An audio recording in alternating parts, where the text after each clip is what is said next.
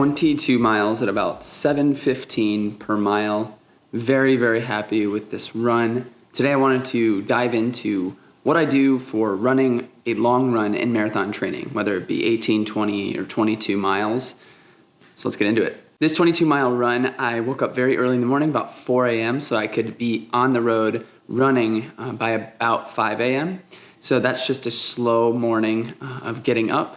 Sometimes I'll make half a cup of coffee and drink that. If you're a coffee drinker, you might want to consider that so you don't get a headache in the middle of the run. I didn't this time, and I have been doing that, not making a cup of coffee on my long runs recently, and been totally fine. Just have coffee when I come home.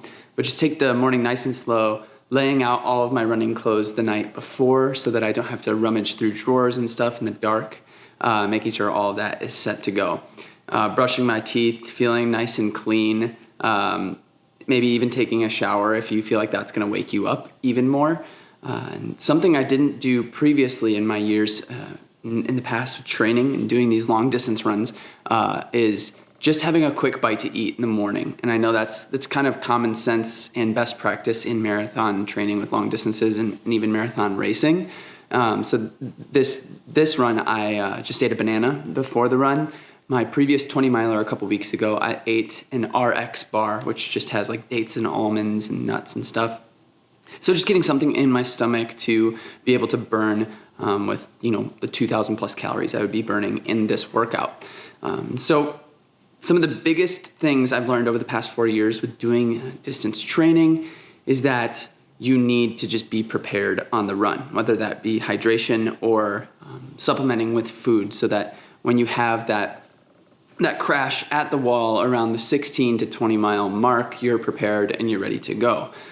So that might look different for different people based on your circumstances and who you have at your disposal to kind of help you out. A lot of people run with the water bottles, the handheld water bottles. I have one that, squirts, so that's cool. It's just annoying to have to run with that, so I've kind of ditched that, and I've moved over towards a hydration pack, this thing. So you can see it in the footage that I took on the run.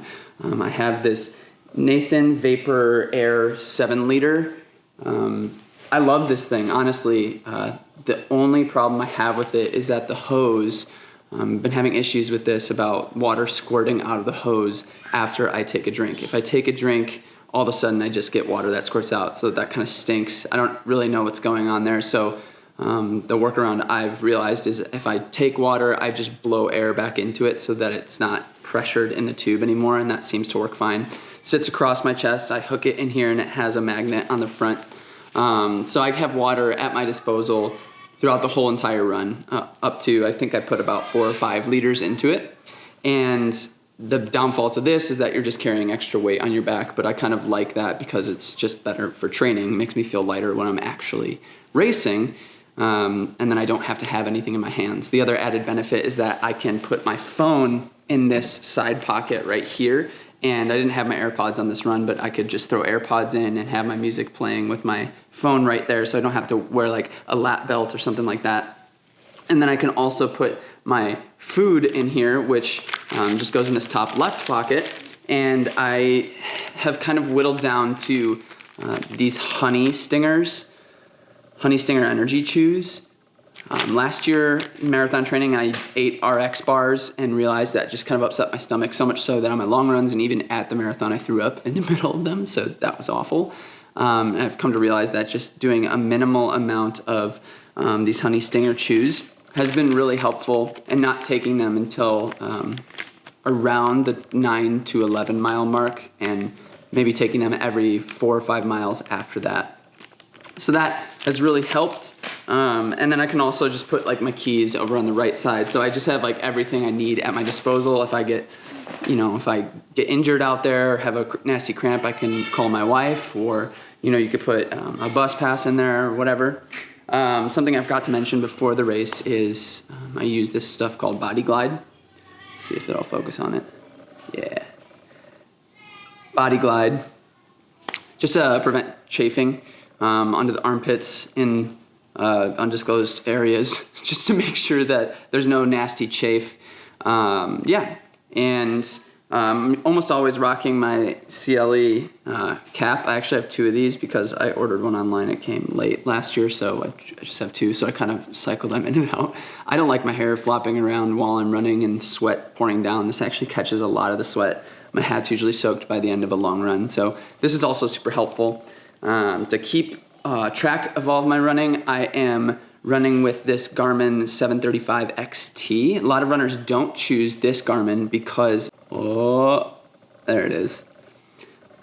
This is actually a multi-sport watch, and the reason I got it was because if I ever want to get into the triathlon game or the Ironman game, then I would have a watch that could be used for swimming and biking as well as running. So honestly, if you're gonna get into running, you're gonna do marathon training, you're gonna do long distance training like this, you're gonna need a watch. It's super helpful in telling you your intervals and monitoring your heart rate and all that fun stuff. Just linking it to Strava. I can do that through the Garmin Connect app, which is amazing. If you don't follow me on Strava, you can, just at Floberg Runs. If you search it up, you should be able to find my Strava account. Keep up with all of my running there.